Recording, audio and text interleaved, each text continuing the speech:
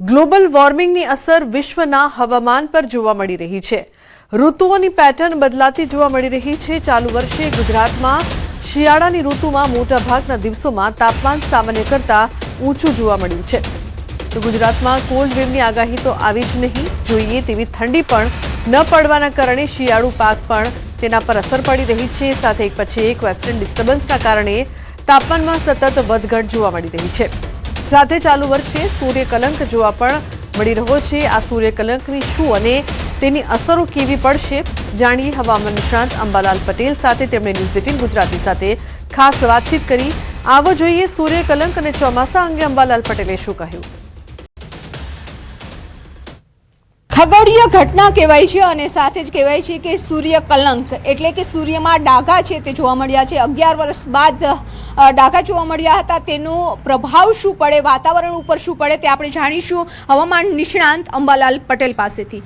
કાકા, જે સૂર્યમાં ડાઘા જોવા મળ્યા છે શું એની અસર છે, તેનો પ્રભાવ છે તે રહેતો હોય છે? સૂર્યમાં ડાઘા જોવા મળ્યા છે એ સૂર્યમાંથી ફાટ ખેડવામાંથી જે જ્વાલા બહાર નીકળે છે તે છે। અને આવું લગભગ 2000ની સાલમાં પણ થયું હતું, 2006ની સાલમાં કંઈક હતું, પરંતુ આ ડાઘા જે છે એની અસર ગજબની થાય છે। આની અસર પેસિફિક મહાસાગર ઉપર થતી હોય છે અને લગભગ સ્ટોર્મ પણ બનતા હોય છે। અને આ સ્ટોર્મ છે એ ઘણીવાર ભયાનક સ્ટોર્મ બનતા હોય છે। પરંતુ આની સીધી અસર નીનો 3.4 વિસ્તારમાં એટલે પેરુ નજીકમાં અને એ વિસ્તારમાં જળવાયુ ગરમ થવાની શક્યતા રહેશે। અને આ જળવાયુ ગરમ થાય તો અલ નીનોની ધાતી રહેશે। એટલે આ અલ નીનો સૂર્યમાં હમણાં કલંકો જણાયા છે તેના કારણે બનવાની શક્યતા જણાઈ રહી છે। જો તેની અસર શું થશે તો વૈજ્ઞાનિકો જ કહે છે। શું ઘટનાઓ લઈને આવે અને શું પ્રભાવ પડશે? ખાસ કરીને ગુજરાતની વાત કરીએ, કારણ કે અરબી સમુદ્રમાં પણ બનતી સિસ્ટમો ગુજરાતને અસર કરતી હોય છે, બંગાળની ખાડીમાં પણ બનતી સિસ્ટમો છે ગુજરાતને અસર કરતી હોય છે। ઘટનાઓ તો વૈશ્વિક હવામાનમાં ફેરફાર થશે અને જે અત્યારે ગ્લોબલ વોર્મિંગ કહેવામાં આવે છે તેની અસર થશે। અને ગરમીના કારણે લગભગ જે માધાતાઓના મન ઉપર અસર થતી હોય છે, ચંદ્ર અને સૂર્યની અસરો થતી હોય છે, ગ્રહોની અસરો થતી હોય છે। એટલે લગભગ કેટલાક માધાતાઓને હાલમાં જે ચાલી રહ્યું છે તેમાં યુદ્ધની ઘેલછા વધવાની શક્યતા રહેશે। અને આ અસરો જે છે એ માત્ર સૂર્યકલંકો નહીં અન્ય ગ્રહોના કારણે પણ રહેશે। એટલે વિશ્વ શાંતિ માટે પ્રયાસો કરવા પડશે। પરંતુ આ અલ નીનો પ્રભાવ વૈશ્વિક મોસમ પર પડવા છતાં ભારતના મોસમ પર પડવાની શક્યતા અત્યારે કહી શકાય નહીં। કારણ કે ભારતમાં જો ઇન્ડિયન ઓશન ડાયપોલ સાનુકૂળ રહે તો ભલે અલ નીનો હોય તોય ચોમાસું સારું જવાની શક્યતા રહેતી હોય છે। અન્ય બીજા કારણો જોઈએ તો આ વખતે 75 વરસાદ પણ સારો થવાની શક્યતા રહેશે। અને આ એક પછી એક લો પ્રેશરો ભારતમાં બનવાની શક્યતા રહેશે। આ લો પ્રેશરના કારણે પણ ગુજરાતનું ચોમાસું સારું રહી શકે। તો આ હતા અંબાલાલ પટેલ અને તેઓએ કહ્યું છે કે સૂર્યકલંકની કલંક જે જોવા મળે છે તે સમયે વિશ્વના વાતાવરણ ઉપર છે તે પ્રભાવ પડતો હોય છે, તેની અસર છે તે થતી હોય છે। કેમેરામેન પ્રકાશ દેસાઈ સાથે વિભુ પટેલ, ન્યૂઝ 18 ગુજરાતી, ગાંધીનગર। તો ગુજરાતના માથે 3 વરસાદી સિસ્ટમ સક્રિય છે। વાદળછાયા વાતાવરણ વચ્ચે તેજ પવન ફૂંકાયા છે। વહેલી સવારે સુસવાટા મારતા તેજ પવન ફૂંકાયા છે। તો ગુજરાતના હવામાન અંગે નિષ્ણાતોનો મત, કેટલાક ભાગોમાં વાદળછાયું વાતાવરણ રહી શકે છે। હજુ 24 કલાક તાપમાન યથાવત રહી શકે છે। 24 કલાક બાદ 2 થી 3 ડિગ્રી તાપમાન વધી શકે છે। 22 ફેબ્રુઆરીથી ફરી 2 થી 3 ડિગ્રી તાપમાન ઘટશે। તો 22 ફેબ્રુઆરીથી ફરી ઠંડીનો અહેસાસ થઈ શકે છે। હવામાન નિષ્ણાંત અશોક દેસાઈનું અનુમાન 15 માર્ચ સુધી શિયાળાની વિદાય એક પછી એક સિસ્ટમ સક્રિય થઈ રહી છે। તો શિયાળો જતા જતા પણ વાતાવરણમાં પલટા આવ્યા કરશે। વારંવાર વેસ્ટર્ન ડિસ્ટર્બન્સ સક્રિય થતા વાતાવરણ પ્રભાવિત થયું છે।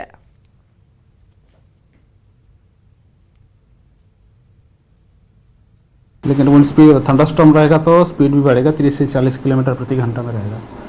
अभी 3 सिस्टम हमारे ऊपर परसिस्ट कर रहे हैं, जिसके लिए हम नॉर्थ गुजरात में हम आज आइसोलेटेड लाइट रेन और थंडरस्टॉर्म का जो वार्निंग दिया है, ये 3 सिस्टम के कारण पॉसिबिलिटी है। Light rain, thunderstorm with lightning का हम दे रहे हैं मेनली नॉर्थ गुजरात का 4 डिस्ट्रिक्ट के लिए।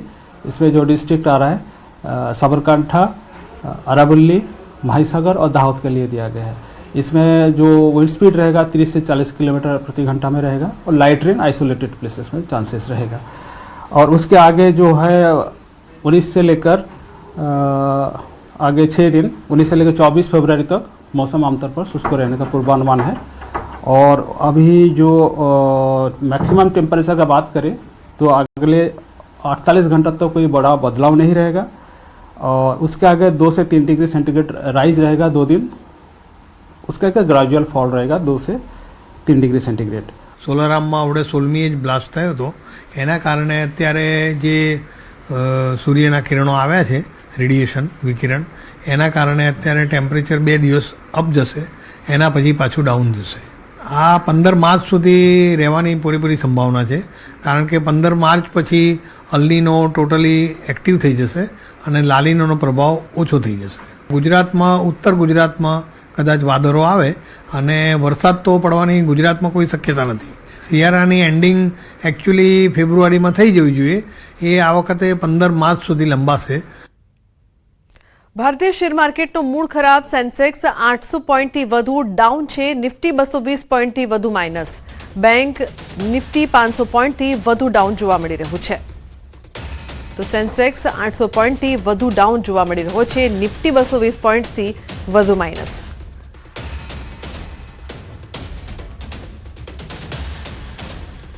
સાબરકાંઠામાં રાજ્યનું સૌથી વધુ શાકભાજીનું વાવેતર થતું હોય છે અને અહીંથી ફુલાવર, કોબીજ, રીંગણ, ટામેટા સહિતની વિવિધ શાકભાજી અન્ય રાજ્યોમાં પણ મોકલવામાં આવે છે। પરંતુ છેલ્લા કેટલાક સમયથી સતત વાદળછાયા વાતાવરણ અને હવામાનમાં વારંવાર પલટા આવતા શાકભાજીના બજારમાં ભારે મંદી છવાઈ ગઈ છે। હાલ સ્થિતિ એવી છે કે મોંઘા બિયારણ, દવાઓ, મજૂરી, વિણામણ તેમજ સાધન ભાડાનો ખર્ચ મળીને ખેડૂતો પર બોજો વધ્યો છે। અગાઉ 20 કિલોના 400 થી 600 રૂપિયા મળતા ભાવ ઘટીને 100 થી 200 રૂપિયા થઈ ગયા છે, જ્યારે પ્રતિ કિલો ફક્ત 5 થી 10 રૂપિયા જ મળતા હોવાથી ખેડૂતોની હાલત કફોડી બની છે। પહેલા જે શાકભાજીના ભાવ હતા એ 500, 600, 700 ની રેન્જમાં ચાલતા હતા, પણ જે આ વાદળછાયું વાતાવરણ 2 દિવસ 3 દિવસથી રહ્યું છે એનાથી ખેડૂતોને બહુ જ નુકસાન થયું છે।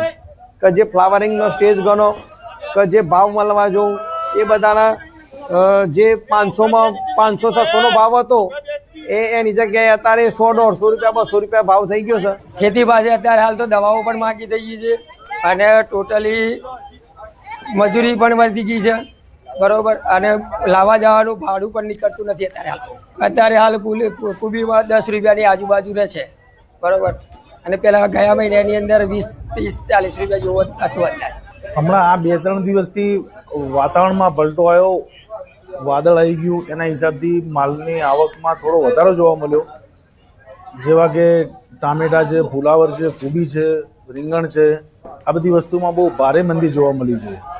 પહેલાં આનો ટામેટાનો ને ફુલાવરનો આ બધો ભાવ હતો 400 થી 500 રૂપિયા, આજે એની જગ્યાએ આજે 100 થી 200 રૂપિયા સુધીમાં લેવલ આવી ગયું છે। ખેડામાં સમાજને શર્મસાર કરે તેવી ઘટના, ધોરણ 9માં અભ્યાસ કરતી દીકરી ઉપર પ્રાથમિક શાળાના શિક્ષકે દુષ્કર્મ આચર્યું। તો શૈલેષ રાઠવા નામનો શિક્ષક દીકરીને 8મા ધોરણમાંથી જ કરતો હતો હેરાન। 8મા ધોરણ બાદ 9મા ધોરણમાં ભણવા માટે દીકરી ગઈ હતી બીજા ગામમાં, જ્યાં પણ હેવાન શિક્ષકે વિદ્યાર્થીનીનો પીછો છોડ્યો ન હતો। દીકરીએ પરિવારને જાણ કરતા માતા પિતાએ ડાકોર પોલીસ મથકે શિક્ષક શૈલેષ રાઠવા ઉપર પોસ્કો સહિતની ફરિયાદ નોંધાવી છે।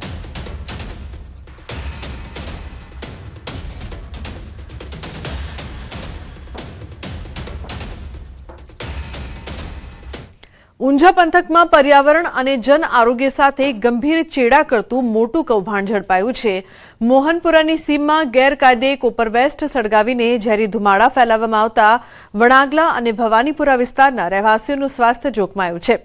સ્થાનિક આગેવાનોની રજૂઆત બાદ ઊંઝા પોલીસે અને જીપીસીબીની ટીમે સંયુક્ત ઓપરેશન હાથ ધરીને દરોડા પાડ્યા હતા। સ્થળ પરથી નમૂનાઓ એકત્રિત કરીને તપાસ માટે મોકલવામાં આવ્યા છે। તંત્રએ જવાબદાર તત્વો સામે કડક કાર્યવાહી કરવાની ખાતરી આપી છે। તો ઊંઝામાં ગેરકાયદેસર કોપરવેસ્ટ સળગાવવાનો મામલો છેલ્લા ઘણા સમયથી એટલે 3 થી 4 મહિનાથી વણાગલા ગામમાં એક એવું પ્રદૂષિત વાતાવરણ ઊભું થાય છે કે લોકોના સ્વાસ્થ્ય ઉપર ખૂબ મોટી અસર ઊભી થાય એવી છે. લોકોને શ્વાસ લેવામાં ખુલ્લા વાતાવરણમાં ખૂબ મોટી તકલીફ થતી તે લોકોની ફરિયાદ હતી. આજે આ ભોખરની સીમમાં એક એવો પર્દાફાશ કર્યો છે કે જે લોકો કેમિકલ બાળી અને પોતાના નજીવા સ્વાર્થ માટે પૈસા કમાવા માટે લોકોના સ્વાસ્થ્ય ઉપર મોટી અસર ઊભી કરતા હતા. એવા એક આ કેમિકલ બાળીને જે અહીંયા વાતાવરણને પ્રદૂષિત કરતા હતા એનો એક પર્દાફાશ થયો છે. કેતન જોડાયા છે ફોન લાઈન પર વધુ માહિતી આપવા માટે. કેતન, શું વધુ વિગત છે આ સમગ્ર મામલે? ચોક્કસથી જણાવી દઉં કે ઊંઝામાંથી ગેરકાયદેસર જે કૌભાંડ હોય છે તે ઝડપાય છે. જ્યાં પોલીસ અને મહેસાણા પ્રદૂષણ બોર્ડ હોય છે તેમના દ્વારા કાર્યવાહી હોય છે તે કરવામાં આવી છે. ઊંઝા તાલુકાના મોહનપુરા ગામની જે સીમમાં ખુલ્લી જગ્યામાં આજે કોર્પોરેશને સર્જાઈ અને જે સમગ્ર કૌભાંડ હોય છે તે આચરવામાં આવ્યું હતું. હાલમાં જે પ્રદૂષણ વિભાગ દ્વારા સેમ્પલની જે કાર્યવાહી હોય છે તે કરવામાં આવી છે. જી બિલકુલ, આભાર સમગ્ર માહિતી બદલ. ઊંઝામાં ગેરકાયદેસર કોપરવેસ સળગાવવાનો મામલો.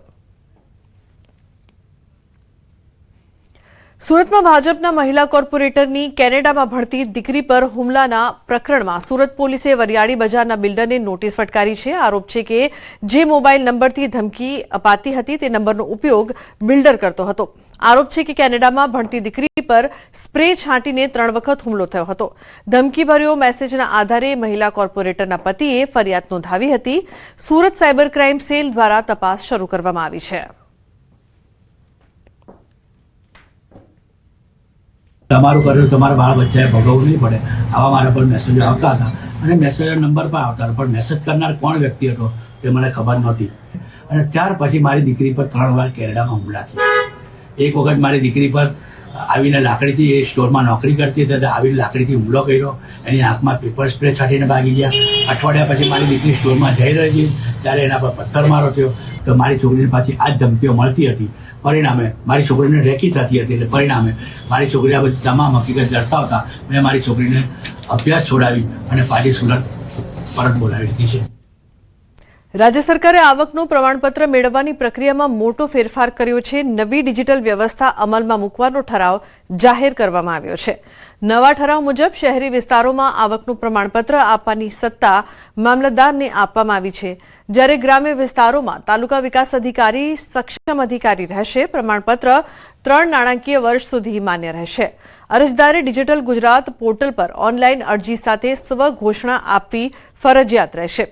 ખોટી માહિતી આપનાર સામે કાયદેસરની કાર્યવાહી થશે. અત્યાર સુધી સામાજિક અને શૈક્ષણિક રીતે પછાત વર્ગો તેમજ આર્થિક રીતે પછાત વર્ગોને આવકના પ્રમાણપત્ર આપવા માટે અલગ અલગ સત્તાધિકારીઓ નક્કી કરવામાં આવ્યા હતા.